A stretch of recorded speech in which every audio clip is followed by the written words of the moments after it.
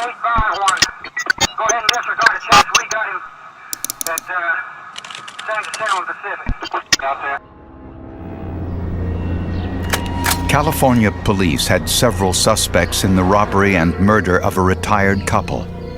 Unfortunately, the forensic evidence was inconclusive. 10 years later, a determined forensic scientist with materials used by dentists found evidence that had previously been overlooked, and in so doing, made scientific history.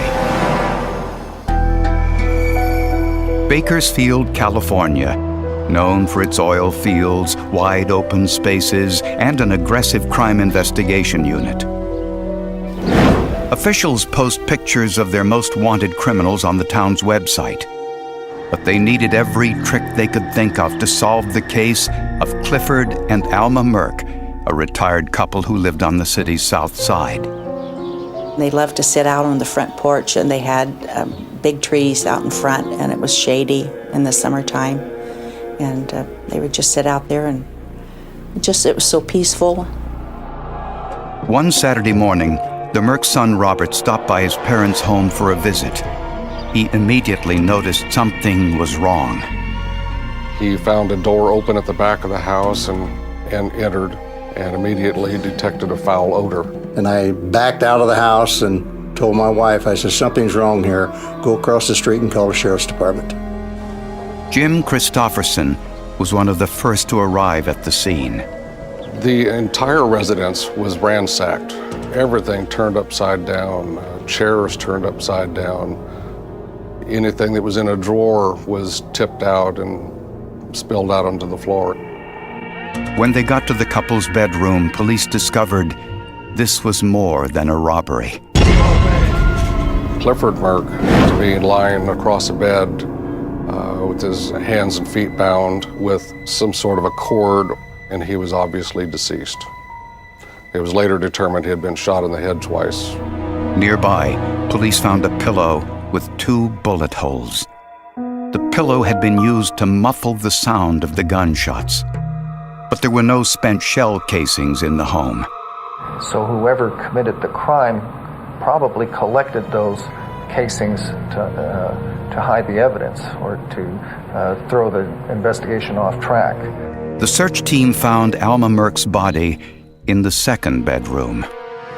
There was a sliding panel in this location, and as we slid it back, one could see that there was a body placed in this closet.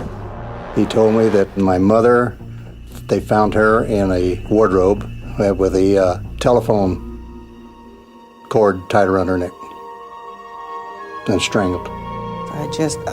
I thought, this can't be happening. It's like a dream. I'm going to wake up and she's going to be fine. But it wasn't a dream. It was real. Alma's jewelry and Cliff's handguns were apparently stolen during the attack. Investigators found 2 foreign fingerprints inside the home, one at the back door, the other on a sewing tray in the living room. In a search for suspects, a neighbor told police that he saw 2 men lurking around the Merck's home just a few days earlier. He kept an eye on them till he finally lost visual contact with them because of some trees obstructing his view. And that was the last he saw of them. The Mercks had no known enemies, and no one else in the neighborhood saw or heard anything unusual around the time of the murders. Investigators hoped that either the fingerprints or some other forensic evidence at the scene would lead them to the killer. At Cliff Merck's autopsy, the medical examiner recovered 2 .25 caliber bullets from his skull. Coincidentally, one of Cliff's .25 caliber pistols was stolen during the robbery. Investigators wondered whether Cliff had been murdered with his own gun. We had been evaluating every .25 caliber automatic seized in the area as it came in to see if the ballistics would match the .25 caliber bullets that were removed from the skull of Clifford Merck. 2 months later, investigators found Cliff Merck's gun. It was in the possession of a man whom we'll call Dan Jones at the time he was arrested on a drug charge. It was easily identifiable since Cliff's initials had been carved into the handle. That was Cliff. He had his name on practically everything that he owned. He'd take some kind of an etcher and etch these initials on it. You know, it's just for identification. Jones denied any involvement in the murder and said he bought the gun from an acquaintance, Robert Cowan, a man well known to law enforcement. He had no occupation and he supported himself by stealing. Robbing houses, stealing from people outside of restaurants and that type thing. He had a long record of robberies and use of narcotics. Robert Cowan also had a partner in crime, his brother Gerald. The brothers were involved in criminal activity, a lot of small-time stuff, public drunk, a lot of narcotics usage, some assaults. Forensic scientists tested Cliff's gun to see if it was the one used in his murder. The gun was test-fired into a tub of water. As bullets go through the barrel, the lands and grooves which make the bullet spin leave marks on the outside of the bullet. They will design the barrel to have a certain direction of twist, a certain number of land-in grooves, a certain measurement for those land-in grooves. So those are intentionally put in by the manufacturer. Surprisingly, when the bullets from Cliff's gun were compared to the bullets from Cliff's autopsy, they did not match. At that point, we basically eliminated that weapon and says, we don't believe that's it. Investigators checked all of the local pawn shops and discovered that the Cowan brothers had pawned some of Alma Merck's jewelry. With a search warrant, police found several other items belonging to the Mercks in the Cowans' possession. He had a wallet. He had 2 Social Security checks, which he was trying to sell. He had all types of jewelry. But investigators did not find a .25 caliber pistol like the one used in the murder. Investigators then compared the Cowans' fingerprints and those of the drug dealer with the fingerprints found inside the Mercks' home. They were astonished to learn that none of them matched. The Cowan brothers looked similar to the men seen walking near the Mercks' home before the murder, but the neighbor couldn't make a positive identification. All investigators had against the Cowan brothers and Dan Jones was possession of stolen property. It just got to a certain point where there was no fresh information coming in, and there was still a lack of physical evidence tying the Cowans to the crime scene. We would talk, and he would say the same thing. We still think it's the same people, but we don't have the proof. I never lost hope. I just knew in my heart that the police would do their job and find the people that did this to Mother and Cliff. I just never gave up hope. I just knew that they would do it. Investigators confiscated every .25 caliber pistol they could find, hoping that one of them would match the murder weapon. I'm going to just see every .25 caliber semi-automatic pistol seized by law enforcement in Kern County coming across my desk. I maintained those bullets in my secured work area. I never returned them to the sheriff's property room, knowing that I would one day get that firearm. But eventually, there were other crimes to solve, other evidence to process, and the murder of Cliff and Alma Merck moved quietly into the unsolved file.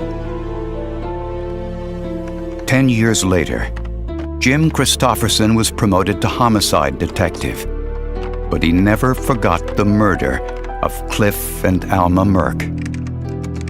The case had always bothered me mainly because of the circumstances, the way they were murdered, and just knowing that there was that element out there still walking the streets that hopefully hadn't done more killings.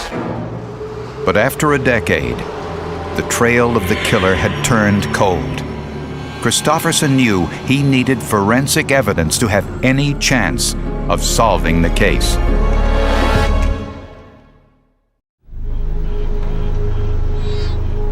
10 years after Clifford and Alma Merck's murder, investigators in Bakersfield, California were no closer to making an arrest.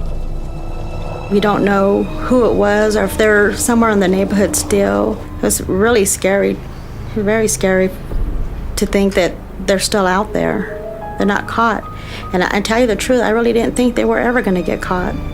Shortly after Jim Christofferson was promoted to homicide detective, he reopened the case, looking for any possible evidence that might have been overlooked. When I opened up the case, it was very enlightening. First off, I had no idea that the initial investigators had done so much work on it. They had talked to literally hundreds of people and interviewed hundreds of people and had obtained a lot of good information. Cliff Merck's .25 caliber handgun stolen during the robbery was recovered a few months later, but ballistic tests revealed it was not the murder weapon. In searching through the files, Christofferson discovered that there were several other men present on the night the Cowan brothers sold Cliff Merck's gun to the drug dealer. When Christofferson re-interviewed them now 10 years later, one of the men present recalled an interesting detail. He recalled hearing the Cowan brothers tell the drug dealer that the gun they were selling had been used in a crime. Once this drug person took possession of the gun, that he put a screwdriver down the end of the barrel and reamed it out, in effect changing the rifling of the gun. With this information, Greg Laskowski took a second look down the barrel of Cliff Merck's gun and saw evidence of what the informant was talking about. The land impressions at the very muzzle or the crown of the barrel had appeared to have been altered. It wasn't obvious at first because it's an old gun, but there was just something about the crown and the land impressions at that muzzle that were just different from the remainder of the impressions farther down the barrel. Since only the end of the barrel had been altered, Laskowski needed to find some way to examine just the portion of the barrel that was unaltered. No one in the forensic establishment could help him. I contacted a number of known experts about what I was planning to do and how to do it, and they all wished me good luck. And so, I felt I had to, I kind of was working on my own at that time. But Laskowski remembered using a dental casting material called microsil in a case where he needed to see tool marks in a piece of metal. So he decided to try some of that by putting it down the barrel of the gun. It consists of two parts, a silicone rubber base and then a catalyst or hardener. And when basically it comes in two tubes, so one then squeezes a certain amount of the rubber material out and then a corresponding amount of hardener out. You mix the two together, and in this particular case we injected the cast into the barrel and let it harden. It took 15 minutes for the microsil to solidify inside the gun. When it hardened, Laskowski slowly removed the cast from the barrel. It literally does not adhere to the substance that it's casting. It just records its surface detail. It's like an egg on a Teflon frying pan. One can see that one achieves a very true representation of the interior of the barrel, plus the fine detail. He cut away the portion of the barrel imprint destroyed by the screwdriver, and then compared the remainder of the cast to the bullets that killed Cliff Merck. In an incredible turn of events, they were an exact match. This proved that Clifford Merck's own gun was used in his murder, and that the Cowan brothers had been in possession of the gun before it had been altered. Even with this discovery, it still wasn't enough to prove murder. That was good circumstantial evidence. However, it still did not place them inside the crime scene. But there was one more piece of evidence about to be uncovered that would point the finger at who killed Clifford and Alma Merck.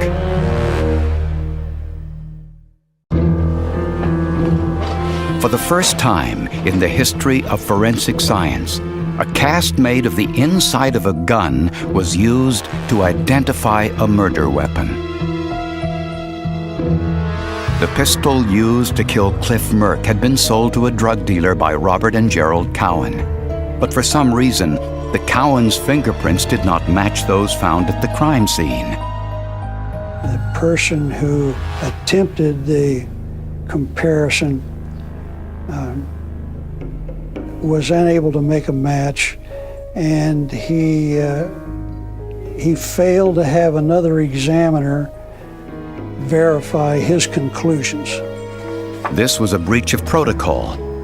The standard operating procedure in all crime labs requires a fingerprint examiner to have someone verify his or her conclusions. So the fingerprints were resubmitted for analysis, and this time the results were verified by a supervisor. The fingerprints found in the Merck's home matched Robert Cowan. It goes without saying that I was highly irritated and embarrassed for the department. Initially, on the latent evidence being misread, I tend to believe that was probably a training issue. This was simply a situation where the original examiner was in over his head and couldn't handle it. Armed with the fingerprint evidence and the ballistic test results, Robert Cowan was arrested and charged with 2 counts of first-degree murder. Took him back to the office, and I showed him where his fingerprints were definitely found inside of that house, and asked him to explain that. And he just shook his head, and he just kept his mouth shut, and he stayed silent and said he couldn't explain it. Gerald Cowan was also arrested for the murders, but he was later released because there was no forensic evidence linking him to the crime scene. Gerald Cowan was later convicted of manslaughter for killing his father-in-law. He served only 2 years in prison for that crime before he was released on parole.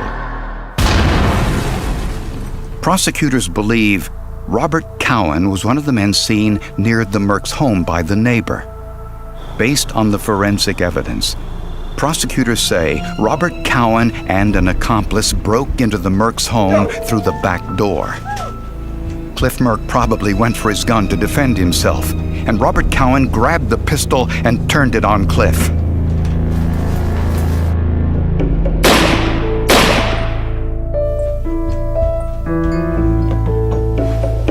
The men bound his wife Alma, locked her in the closet, and left her to die. Robert Cowan left his fingerprints on a tray found in the living room and by the back door as he left. The Cowans pawned some of Alma Merck's jewelry, then sold the gun to a drug dealer who altered the rifling marks of the gun barrel. But it wasn't enough to fool a forensic scientist with his newfound ability to see inside the barrel. Something inside me says, hold on to these bullets, you're going to find the firearm. And lo and behold, it happened. Way down the line, almost 10 years later. But time was on our side, I guess, in that manner. Robert Cowan was convicted of 2 counts of first-degree murder and was sentenced to death. When you look at what he did to this elderly couple who he had no reason to kill, he could have taken everything they had and tied them up and left them. He didn't have to shoot them. He didn't have to shove Mrs. Merck in a closet and close the door on her and let her suffer and die. I couldn't find anything good about this man. I couldn't find anything nice about him. I couldn't find any reason in the world why I felt he should even be walking on the earth and breathing air. I'm glad they convicted him. I'm glad he's where he is. And I think that he deserves everything that he's getting for what he did to my mother. If they would let me, I would throw the switch or whatever it takes to do. The Merck case took 10 years to solve and required both perseverance and ingenuity. The result, was not only a conviction, but a new forensic test now used around the world when investigators suspect there has been tampering inside a gun barrel. This is where forensic science works, as it always borrows or steals from its neighboring sciences or methodologies, and it takes those and uses it in a practical manner. I could not have won the case. I could not have gotten the death penalty without forensic science. I've had a long career, and it was one of the highlights of my career.